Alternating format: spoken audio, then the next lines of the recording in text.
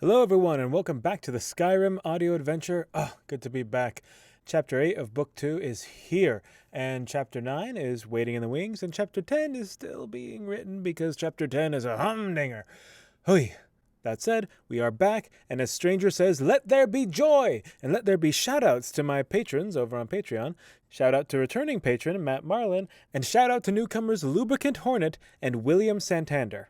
If you guys just watched this and not any of my other stuff, then you might be interested in knowing that I got commissioned to read a few chapters of a different Skyrim fanfiction called The Nerevarion's Return. And if you're interested in that and seeing more episodes of that, then you should head over to Discord and reach out to Donzai Bonsai, who's the main commissioner, and see if you can help him support that project.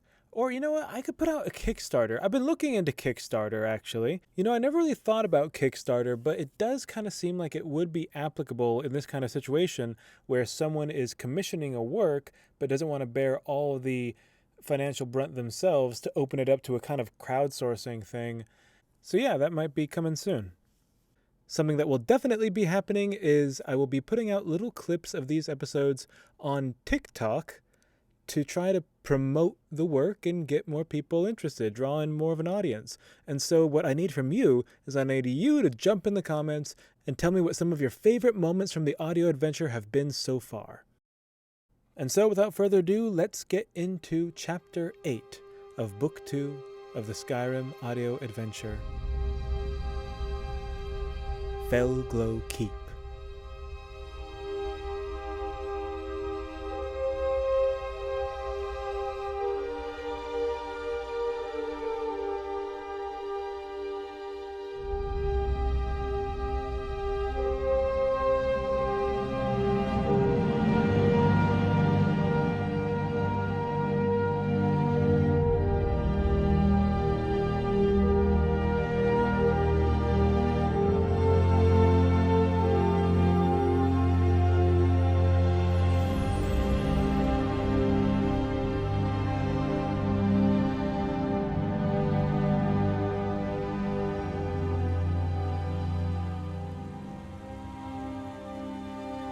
Valtheim towers, stubborn old stone, darkly set against a lilac sky, seemed to sway like river reeds in Aela's eyes. She wiped the wetness on her forearm and went back to her idle fidgeting. The sign of the eclipse hung low from its cord between her fingers. She twirled it, letting the cord wind up around her hand till it ran out, before sending it spinning in the opposite direction. All the while, her knee was bouncing like a weaver at a loom. She sat on a stone some ways up the slope, across the road from the south tower. That incline had become a kind of amphitheater for the idle companions, a place to sit apart from the busy camp that glowed like a stage below. There were others scattered around these boulders, but none so conspicuous as Aela. She was not known for fatigue, inaction, nor any other kind of stillness for that matter. She was as much a force of nature as a warrior of flesh and blood. Yet here she was, vibrating with angst, radiating worry, and still, unmoving. A broad silhouette struck out from the camp and slowly eclipsed its light as it approached her. When it at last stood but a few feet away, it spoke. Aela. Skjor? The warrior's blind eye would have seemed a dull, useless thing, but to Aela the gaze was sharp as the day they met. Sight had nothing to do with it. Is this rock taken? Ask the rock. She offered bitterly. Buy it a drink. See what sordid tales it has to tell. The companion chuckled, shaking his head, and settled his hips on the stone. An awkward silence found them. The warrior leaned this way and that, before clearing his throat. Have you picked your team? Rhea, Hamel, Aethys, Botki, and Anno. No room for me. Skjor, there's magic afoot. Relax, Aela. I mean nothing by it. Besides, if you're inviting Anno, well, I know for a fact it's nothing personal. The huntress seemed to relax ever so slightly at his acceptance. Yeah. Was all she managed. Any of the whelps try to volunteer? A couple. You let them down easy. I'll ditch them in sheer step. Have them collect our effects from the inn and come back here. That might actually be cooler than just saying no. Aela sighed. Strangers attached to his possessions, few that they are. When he's up, he'll be looking for them. I don't know if... Suddenly a high scream cut the evening. It echoed from a window high in the south tower. The stone warped the sound, and it crashed over them like breakers on a shore. Aela's edges grew sharp, her fists clenching, and the hair on her arms standing up. As the cry died down, Skjor let out a breath Aela hadn't heard him hold. Selden thinks he can start moving the wounded back to the Jarl's city in the morning. So you might want to send your whelps that way instead. Kodlak says he'll stay here for the time being. Make use of his presence, he says. What about you? I'll stay with the old man. You're both old men. I'm distinguished. Kodlak is old. Kodlak is Kodlak. Aela said, shooting him a meaningful glance. I guess you're right. Skjor looked out over the camp, pensive and quiet. Why sheer step? Aela twirled the pendant before his eyes. Stranger gave me this. He'd figured something out, and I need to know what it is. Only he's not talking right now. There's no sense in going somewhere we haven't been before. I need to see what he saw, hear what he heard. He talked to this man back at the inn, an odd fellow. Skjor scoffed. They're both odd fellows. No, Stranger is... The huntress's voice faltered as words evaded her. Stranger is... The old warrior watched her struggle a moment before prodding. Who is he? Aela sighed, defeated. Just a simple hunter out of the wilds. Sure, but who is he? A friend. You've met him before. The old warrior's brow furrowed a moment before comprehension dawned. I thought he smelled familiar. Old kill, as you put it back then. That's him. Did he know at the time? No, maybe. I might have tipped my hand with that move. Our hand. That was reckless. Aela shook out her hair in false vanity. Would you love me if I were anything else? Skjor suppressed a grin. Very well. Allow me to rephrase. That was foolish. What? Would you have me kill him? You knew his scent. You could have steered clear. You got close enough to tip your hand, as you say, then tried to cover your mistake to protect him. What little humor remained in the huntress's eyes left. So what? Where is this going? I want to know why. Why what? Why are you already so attached? The wolves were staring each other down, till suddenly, Aela's gaze dropped to her lap. I don't know. Hearsay knows. When I met him, I wanted nothing more than to break him. What for? What do you think? If I were to wager, I'd say it has something to do with Bracknell. God's damned Bracknell! Several heads turned at her outburst. Shows up after 3 years of nothing and he's got himself a new little protege. Some sniveling prey who doesn't even have the good sense to know that he is prey. He was practically asking me to break him. Skjor nodded magnanimously. And yet, here he is. Just as fast as the rage had come, it receded, like a gentle wave slapping the shore before slinking away, sheepish and shamed. Well, he has his uses. Again, the air was split by the hunter's agony. Aela felt like a coil in her gut was winding tighter and tighter by the second. There was so much tension, she scarcely knew what would happen when she at last stood. And yet, here he is. Skjor repeated, slow and poignant. You were going after that saber cat out west before all this started. Did you ever find it? Aela's words were casual to the untrained ear, but Skjor could easily hear the tremor. Athos and Hamel found some mud crab in a pool to the west. I took it up to the tower before coming over. By hearsay, Skjor, I was trying to change the subject. Bracknell thinks it's going to do some good. If he wasn't going to mind her words, she wouldn't mind his. Of course, if you had found the saber cat, I'm sure I would have heard of it. He seems sure that there's a way. You were never one to, spare yourself the glory. He's got all the healers up there with him. Aela knocked her heel against the rock beneath her and relented. Good for him. Maybe that's why this is taking so long. Skjor's frame was hard and still. I haven't seen you like this in some time. I am an elusive gift, aren't I? The coil snapped. Fuck it, fuck it. Aela stood. I'm going up there. As she made for the tower, a large hand caught her arm. She glared back at the gray warrior, then to his vice-like grip. Move it or you lose it, Skjor! Do you care for him? Do you despise him? Answer the question. She wrenched her hand free and clutched at her hair. By Ysgramor, can I have no secrets? What next? Want to tell Kodlak about our hunts? Bold of you to assume he doesn't already know. Aela threw her hands up, turning in sheer exasperation. Oh, yes, 'cause all you old men can just see right through me and blah, blah, fucking blah. Boot up the ass to all of you, you pack of bed-shitting slodes! The venom rolled off Skjor with no visible effect.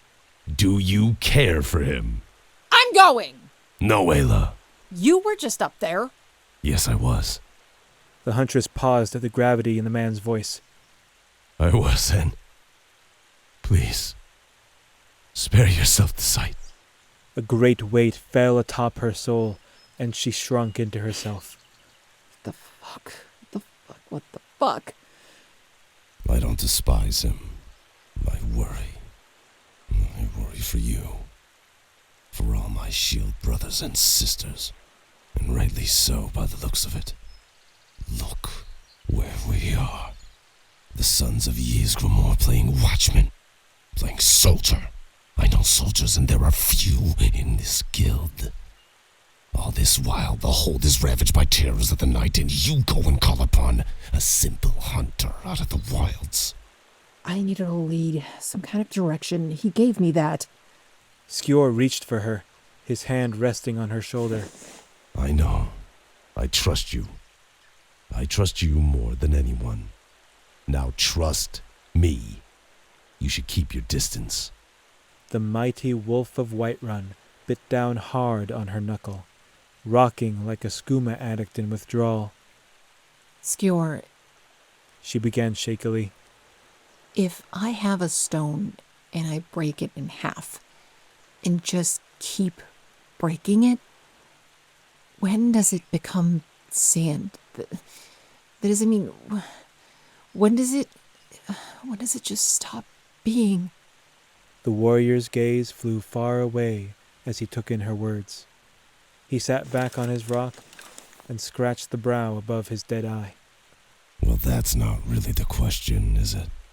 He said, The question is, does the sand remember being the stone?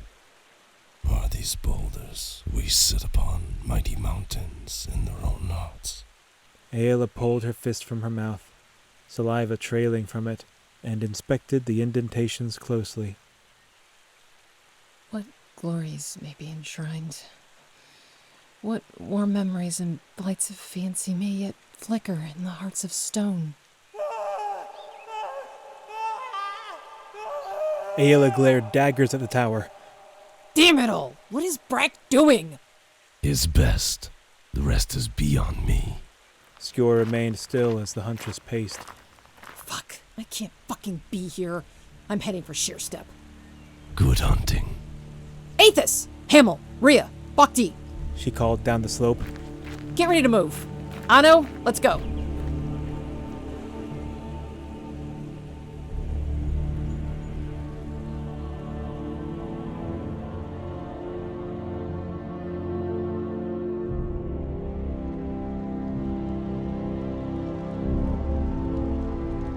Dragon's Reach, the Jarl's Castle, the oldest house in Whiterun, where Nords of old fought a great battle that won them dominion over the clouds. It was said that the castle got its name when Olaf One-Eye used it to imprison the dragon Numenix. King Olaf was the lone mortal whose ambition, vanity and cunning could match the great serpent's. Only a man such as this could bring the dragon to heel. So cruel was he, so domineering was his will, that in their battle the lines between he and the thrashing drake began to blur. They could not be distinguished by their weapons, for they were equally vicious, nor by the glint of their eyes, for they were equally ferocious, nor indeed by the sound of their voice, for they were equally thunderous. The earth was shaken, the sky was opened, and the tyrant was born. Now, Numenex is gone, dragons are a myth, and Olaf is a song. Dragon's Reach sits under the rule of Jarl Balgruuf, a man whose weapons are sheathed, whose eyes are kind, and whose voice is even and gentle. Yet all who stand before him remember the story of Olaf, for mounted above the Jarl's throne was a jagged horned skull. Even those who've never stopped to ponder what one might look like knew upon seeing it that it belonged to a dragon. Some said it was Numenex himself, some just another relic of the old wars, and some the work of an ambitious ivory smith commissioned to bring credence to a tall tale. Whatever the truth, on dark nights like this, when the lights of torches and braziers danced off the walls, the dragon of the hall slunk through the castle again, the shadows of its wicked jaws stretching, reaching, and snapping with the crackling flames. Through these shadows Nelkir crept, sneaking along the walls, freezing at the footsteps of guards, and ducking into a side passage. The boy wound his way through the sleeping halls to the kitchens. Tall windows stood poised to catch the morning glow and light the work of maids, bakers, and chefs preparing for breakfast in the Jarl's house. Now these windows were dark. The kitchens were uninhabited but for the pots and pans hanging like chimes waiting for a breeze. They rested so still on their dainty hooks, the boy half expected his shallow breaths to set them asway. Yet, but for his footfalls, there was nothing but dim stillness. Nelkir continued through the kitchens to a back storeroom. The door creaked open with uneven pops of protest.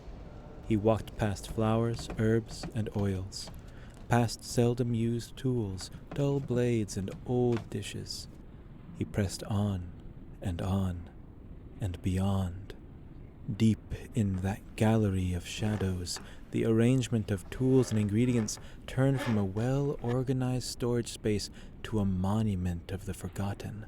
So cluttered were the shelves, so close that one could hardly imagine any adult standing between them, let alone inspecting their contents. But Nelkir's frame, thin even for a child, allowed him to skate, scoot, and even crawl his way deeper into the bowels of the castle.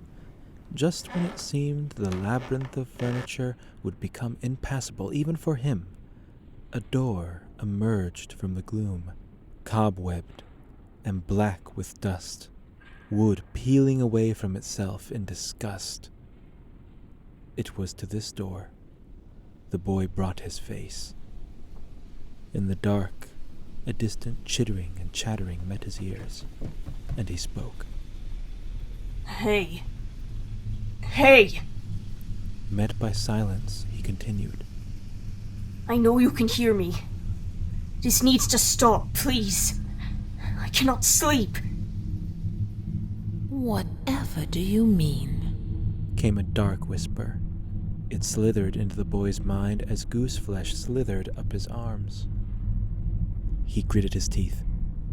These dreams, these visions, I know you're behind them. You give me too much credit. Don't toy with me. My boy, I have only opened your eyes to the truth. Your mind will do with that truth what it will. I have no need to tamper with your dreams. The only thing running rampant in your mind now is your conscience. Your noble sense of justice. Who am I to interfere with something so pure, so right? The boy wiped away a bead of sweat running down his nose and set his jaw. What do you want with me? Nothing but to free you from the shackles of your birth, from the tyranny of circumstance. And how do you intend to do that? I will show you. But first, you must open this door. Those last words burned his mind like a noose burns skin, No. his voice rising to a shout. No! I've had it with your filth! You and your truth can just sort off to oblivion! A cackling struck up like the rattling of a cage. Enjoy the dreams, my boy. I look forward to our next conversation. Frantic and panting, the boy clambered out of the clutter, out of the labyrinth, and back into the kitchen. Suddenly, there was light and a tall figure before him. He joined it in a high shriek of surprise. Nelkir! Came the voice from a startled woman. Sorry. The boy said, skirting the cooking stations to get around the figure. Wait! The woman cried, and the boy stopped, not entirely knowing why he was doing it. I simply must apologize for giving you such a fright. Nelkir turned slowly to the woman. She wore a green gown with gold trim. Lit by the candle in her hands, her skin was flawless alabaster. Warm brown hair fell in loose curls, having only recently been let out of its braids. Who are you? The boy asked, apprehension coating his words. Oh, Lady Olista. The woman bowed. At your service, young prince. What are you doing out here in the middle of the night? Oh, I couldn't sleep. She said with a bashful laugh. Me neither. Nelkir muttered. The woman tilted her head as if not certain how to proceed. I don't mean to pry, but have you been getting out enough? What? Well, I imagine you must have a lot of surplus energy if your remedy for restlessness is hurtling through the halls in the dead of night. The boy blushed. No, well, yes. As in no. I don't get out enough. But that's not why I'm awake. And what is it, may I ask? Her voice was a soft thing. It invited him to relax. He resisted. Well, why don't you go first? What's got you up? Olista twirled a finger through her hair. It's a bit of an adult matter. I was discussing some future plans with your Uncle Hrongar. You know my uncle? I'm a Thane of this court, of course I do. She did look familiar now that he thought about it. Well, why were you in the kitchens? I was admiring the glasswork on these windows here. She placed the candle down on the counter and turned to appreciate them.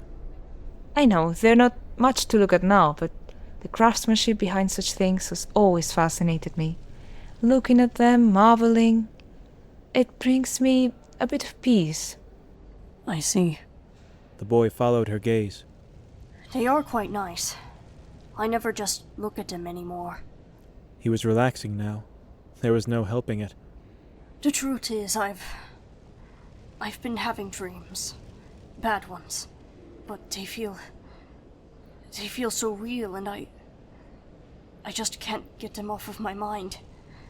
I see faces of people I know in the dreams, and then I see them when I'm waking, and all I can do is... A hand suddenly descended on the boy's shoulder. I'm so sorry, Nelkir. That sounds simply awful. Her voice was kind. Dreams can be so scary, all the more when they feel real. What was the last bad dream you had? He asked. Oh, I haven't had a dream worthy of remembering in quite a while. She cast her eyes up in thought. But I do seem to recall one. I was swimming in a great and boundless sea.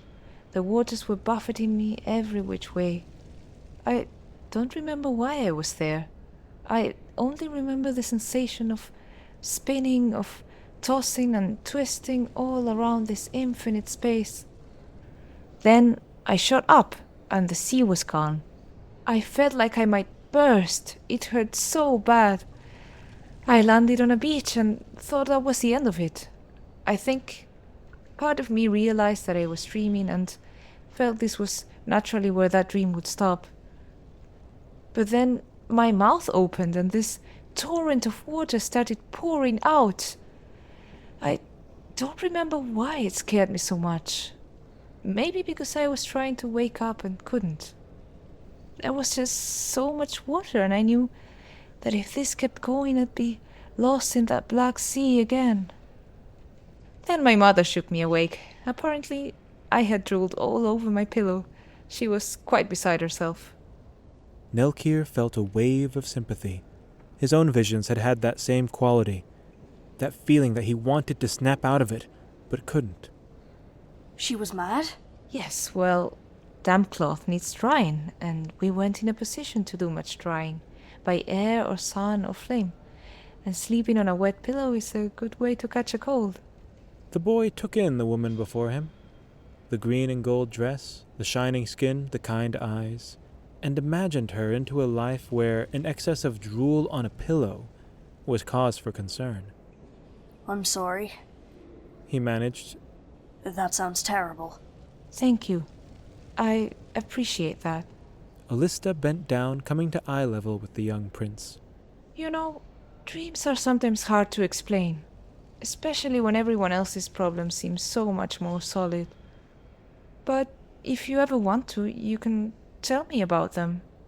I don't... Okay. Thank you. I must warn you, solitude is a cruel mistress. There's no telling where your thoughts will lead you, especially when night comes and the shadows are about.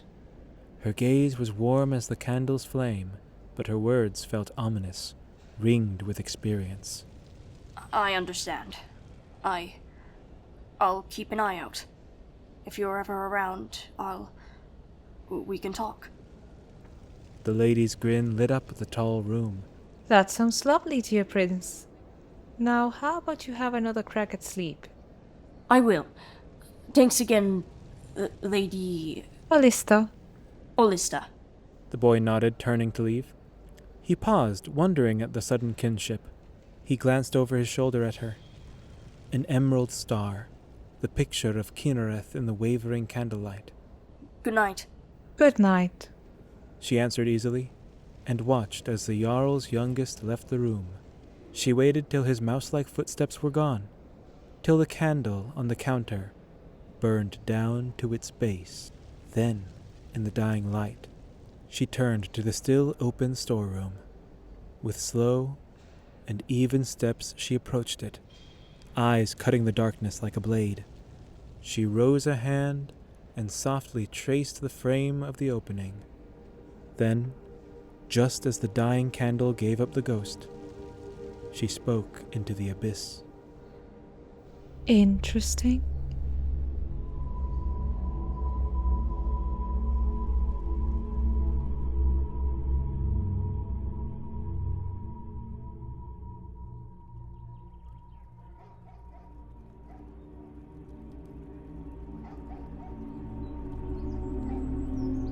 Ol Bin was first alerted to their presence when his marmots suddenly left him, chirping shrilly as they fled into the night. Next thing, he was looking up at two of the most vaunted warriors in the hold, both silhouetted against the twin moons. Aella the Huntress, who he now recognized with her signature face paint and a fresh set of armor, and the spell sword from Hammerfell, Anno Anashafa, swathed in the red cloak of his people. Aella was about as cordial as she could manage in her agitation, which wasn't very. Anno, brought along for his arcane acumen, soon realized he would also be exercising his diplomacy. With minimal dramatics, the pair learned that, while Benwick knew nothing of the pendant found in White River Watch, a group of forlorn mages had passed through town not too long ago, on their way to an old ruined castle in the northeastern hills. One trip to the town archivist gave them their heading. One uneasy night searching the dark corners of Sheerstep for any hint, any whiff of Evid Lorius got Aella to the morning. One hearty breakfast, punctuated by the grateful words of the townfolk, prepped them for the day.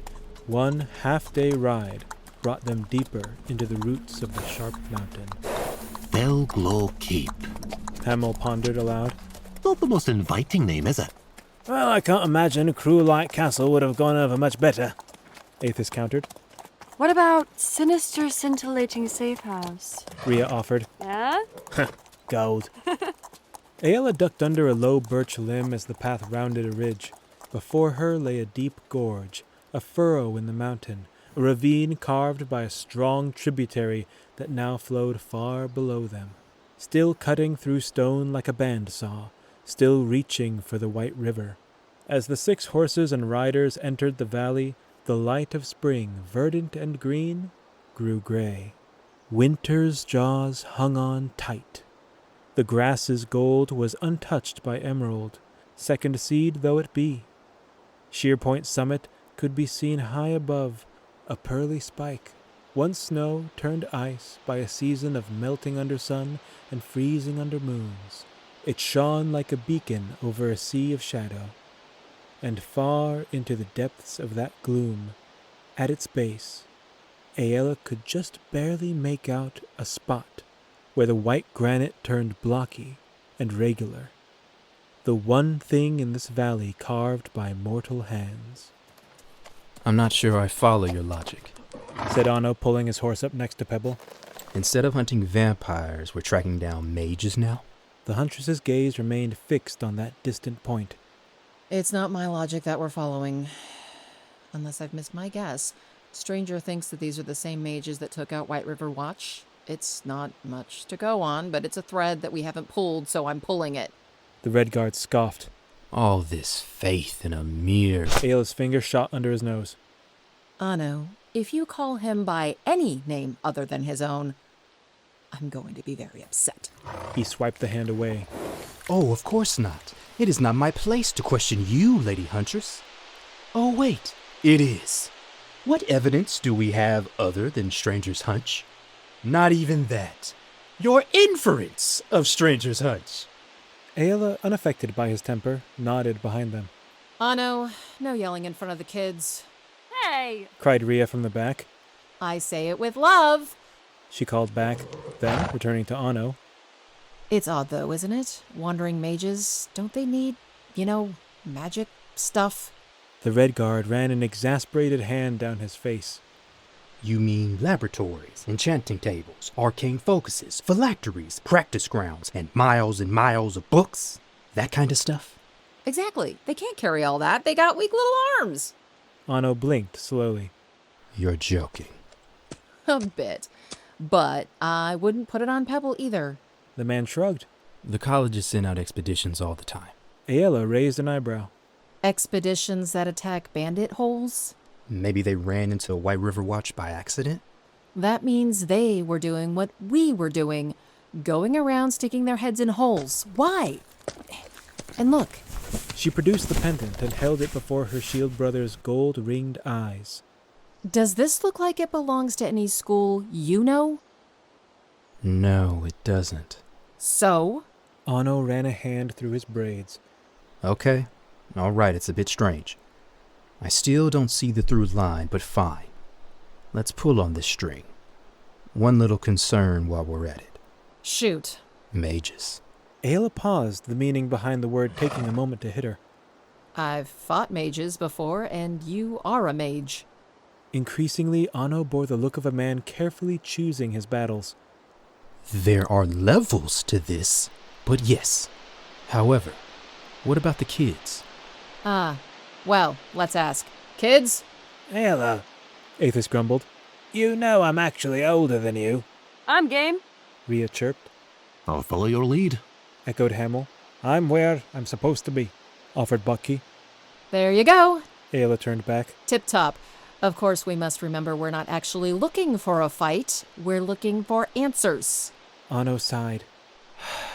Okay, fine. Then let's get a closer look at this Felglow Keep.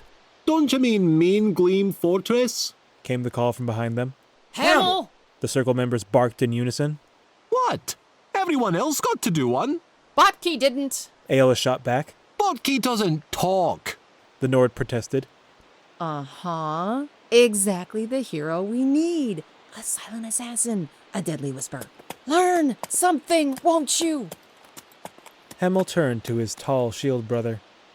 Sorry. No worries, Bucky shrugged. I wasn't going to say anything anyway. That woman scares me. To your bones or to your core? Aethys prodded. Whatever's just below that. That would be the giblets. Hamel snickered. Guys, come on! Let's not make them wait. Rhea called back to the three.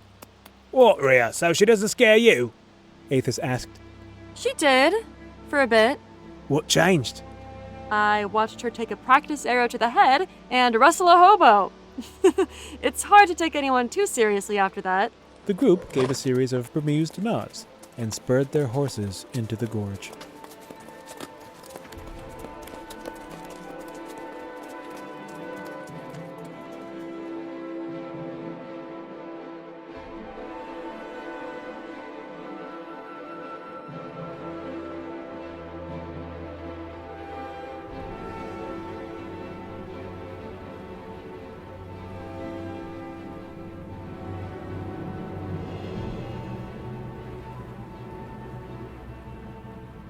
The horses stashed behind a crop of boulders, the companions wove their way across the rocky fields.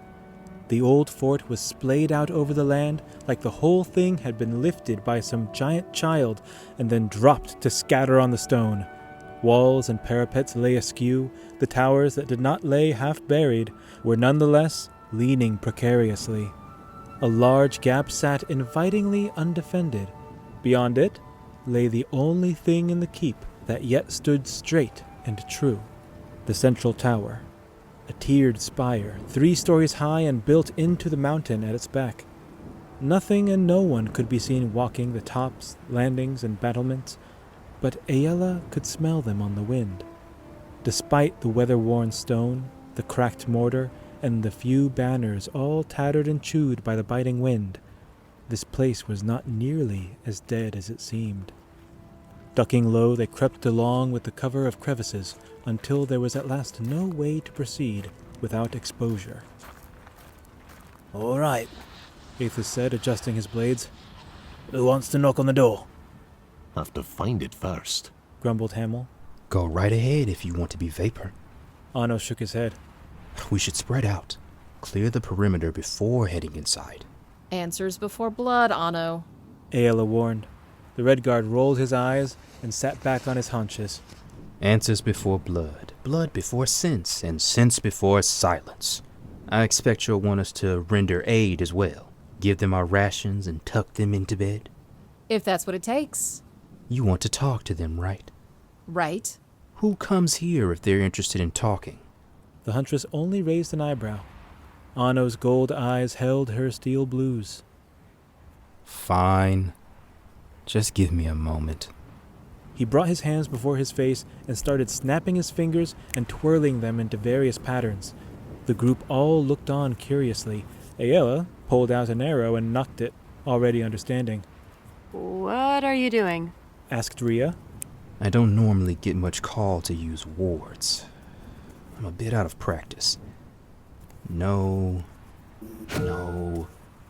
There.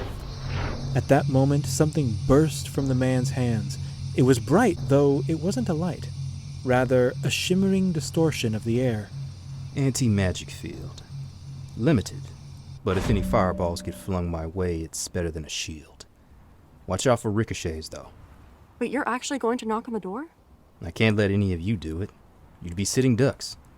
Aela? The man nodded to the huntress. Can you climb that boulder over there? I can jump that boulder. Cover me. The rest of you spread out. Stay hidden. Bring hail if anything happens. You can count on us. Rhea nodded. A couple minutes later, Aella was laying prone on the backside of the boulder, bow ready, hood up to stop her red hair from giving them away, and Anno was walking slowly, yet bravely, across the open to the nearest leaning tower. He stepped easily, but slowly. No hint that the walls held anything for him. Then, to the surprise of all those without her sense of smell, a boyish voice rose in response. Halt! Came a call echoing through the gorge. Who goes there? Hello, I am Anno. State your business! That was all it took. Even in this cavernous valley, Aella had gotten an approximate direction on the first sentence and zeroed in on the second. Between a leaning tower and a felled one, on a stretch of wall some 30 yards from Anno, someone was crouching, watching. I've heard there are some mages out here. I'm something of a practitioner myself. I come seeking answers. You come seeking the wisdom of the caller? Perhaps. If this caller holds the answer I seek, then I call upon them most graciously. Pray, are you the caller? No! The caller is the master of this keep. She is our shepherd and teacher. By her tutelage, we have been made living weapons of the arcane, privy to knowledge forbidden by the sanctimonious scruples of the colleges. Knowledge that will eviscerate you should you attempt to deceive us. How did you come to know of this place? Oh, believe me, I am skilled enough to sense when I am in the presence of the truly gifted. You'll have no quarrel with me. Aela fought a smile. Flattery was apparently the order of the day. I'm on the trail of a group of wandering mages. I last heard they were heading this way. For a moment, the wind was all that greeted him. Until... You don't come in the fashion of a mage, the figure pointed out. Yes, well, robes never made my magic any more potent. You're using the wrong robes then. Perhaps. May I approach? There was a pause. All right. The voice came again. Keep it slow, though. Any quick movements will turn your spine to jelly. Peace. I mean you no harm. I've come seeking the owner of this pendant. That wouldn't happen to be you by chance. Let me see. Slowly. Anno lifted the sign of the eclipse high. Aela could smell the man's anxiety on the wind, as well as that of the unseen others. It does not belong to us. But I see you know of it. I cannot say. Are you sure? Shall I come closer? You stay where you are. If you cannot say, may I speak to one who can? Sure. As soon as you call off the rogues who accompany you. Aela's hair stood on end. You say you can sense our prowess, yet did not suppose this keep was protected by more than stone? Ah! Anno said through a forced smile. It seems you have caught me in a most unbecoming position. I assure you, our movements were born of caution, not malice.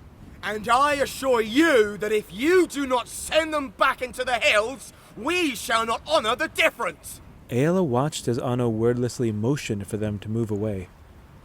If only it were that simple. For the others, sure, but not for her. She was in this now, and there was no walking back. As Aela scooted her way down the back of the rock, Rhea came crouching into view. What's going on? The Imperial girl asked. Not sure, but I'm going inside with Anno. You and the others pull back and stick together. Watch out for ambushes. On it. Rhea nodded and turned to leave. Wait. What? Who got spotted? I don't know. Maybe it was a magical barrier, like they said? All right, then this might go badly. Be careful. I always am. I'm beginning to doubt that. Aela fixed the girl with a glare normally reserved for her peers. Under its heat, the Imperial only shrugged and slunk away between the rocks. The huntress took a deep breath, allowing herself a moment to soothe her wounded aura. Then, she stepped out into the open and made for Anno. The response was immediate. Arcane lights flared up along the uneven battlements, yellows and reds and pale whites, all aimed at her hooded form. I said pull them back! Please, a moment! Anno waved his hands frantically, but it was too late. Attack! Came the call, and bolts of magic streaked toward the two companions. Aela surged forth like a fury on the wind, with speed so terrible as to evade the mortal eye. To those who looked, she flickered like a shade as the spells missed their marks. She was not the only one targeted. In that same instant, Anno spun, his crimson cape obscuring his form. Shots of ice, fire, and unknown energy struck him in a flurry, but each impact only caused his form to grow brighter, as the shimmering ward enveloping him became clear. Suddenly, with a crackling roar, a bolt of lightning laced into the sky. Its shockwave dashed dust off the walls, nearly concealing the scattered spells.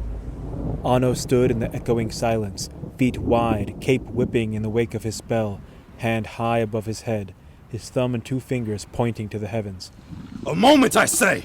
He called, allowing the bite of the wolf to curl around his voice. Aela's hand was pressed into his back as she scoured the walls. I was best to ask the question, but not to hear the answer. My friend here is... Please excuse her presence. He slowly lowered his hand toward the fort. And consider if a quarrel is truly in your best interest. In the shocked silence that followed, a slow clapping struck up. It rang hollow off the rock and drew all eyes to a battlement right of the original speaker. A hooded figure emerged, cloaked in dirty brown fabric. I like it, Came a woman's voice, bright and optimistic in stark contrast to the standoff before her.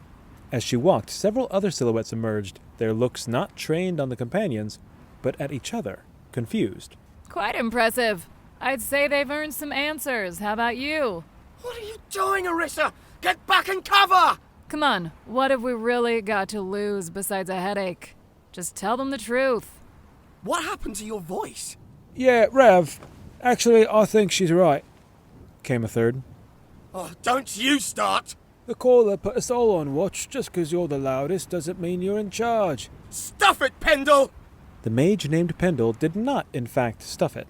Sorry about this. We were just attacked a few days back by a group wearing those pendants. Forgive us for being a bit wary when you pulled one out. Anno nodded solemnly. I understand completely. Sorry for the misunderstanding. Are any of that group still alive? What's it to you? Jeered Rav. His outburst was, however, ignored by Pendle. Yeah, we got one. He's locked up in the dungeon. Okay, this suits us fine. Aela half whispered. May we speak to him? Anno called. Hang on! Hang on! Those nutters came up all pleasantries and prostration too. Then when one thing didn't go their way, they set about trying to kill us. What makes you different, huh? Why do you need to talk to him? Anno looked back to Aela, who could only give a nearly imperceptible shrug. The Redgaurd sighed. We won't know until we ask. Rav was beside himself. Oh, that is horseshit if I've ever heard it! Yeah, that's not going to help your case, Pendle echoed. Anno pinched his brow. Listen, if we were to explain, it could take all day. Then take all day. We're in no rush. Rav taunted. Yes, but we are. Please, the lives of innocents are at stake. What use do we have of innocence? What about coin? Aela chimed in. Do you have use for coin? The mage named Rav seemed taken aback by this. Wait, what? Yes, actually, we do. Suddenly, the woman who had clapped was waving.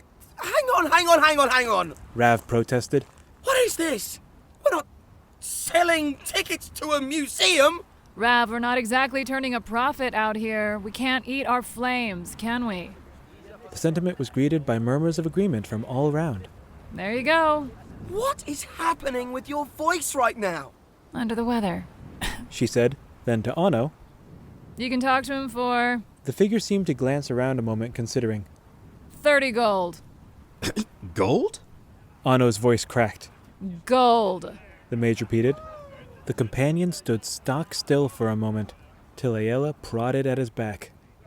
Well, do you have it? He glared back at her. Don't you? No, I travel light. This is so stupid. Do you have it or not? Are you sure you don't want to kill them all? I'm sure I want to find that girl. Fighting is rolling the dice. So is trusting them with a bargain. The huntress raised an eyebrow. Anno, come on. After a long moment, the Redgaurd swore under his breath. You are going to owe me. Of course. With interest. Now, it was Aela's time to swear, even quieter. Sure. Very well. Anno called, rummaging in his bandoliers. After several moments, he held up a small, drawn pouch and tossed it onto the wall. Here you are. The first speaker caught it and appeared to count it. Fine, He said, as much to the woman as to the pair. And sold. She called and gestured to their left. Meet me over here. I'll show you inside. As the pair stepped carefully around, Aela gave one last look back at the rocks and crags that hid the others. They would be alone, and she and Anno would be surrounded. Was this really the right call? What had Stranger been thinking? When they at last came face to face with the woman, her features were still hidden by the hood. Aela's mind raced. Vampire? Khajiit? Albino? Social anxiety? Given her brash words, the last one seemed a complete impossibility. Thank you. She offered.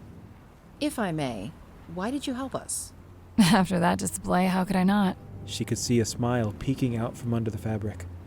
I just can't wait to see what the caller will think of you.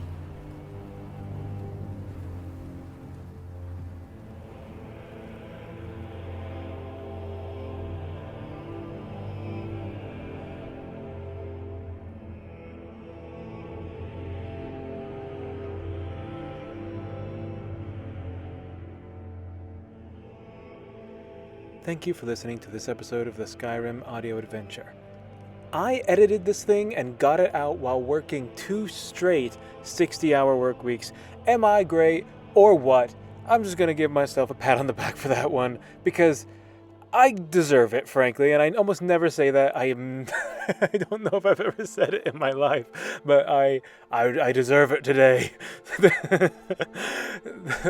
Let's give a shout out to the returning cast. Skjor is back, played by Shinn, aka GameJae. Aella the Huntress was played by Kat Loveland. Nelkir was once again played by DisciliVA.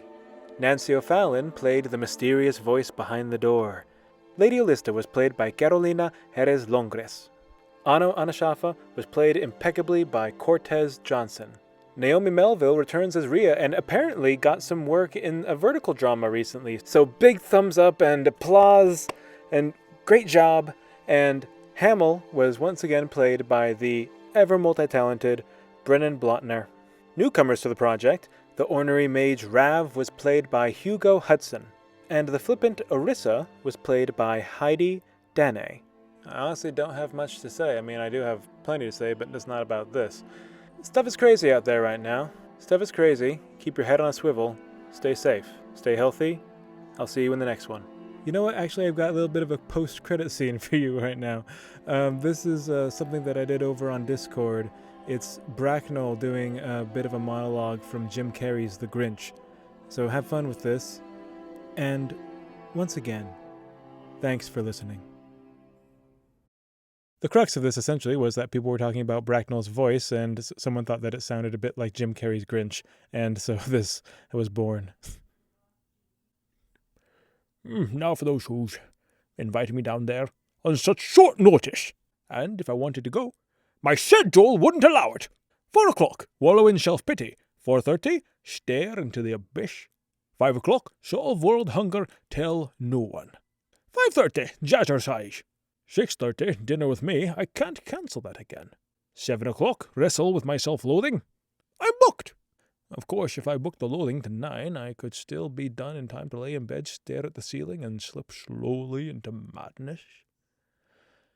But what would I wear?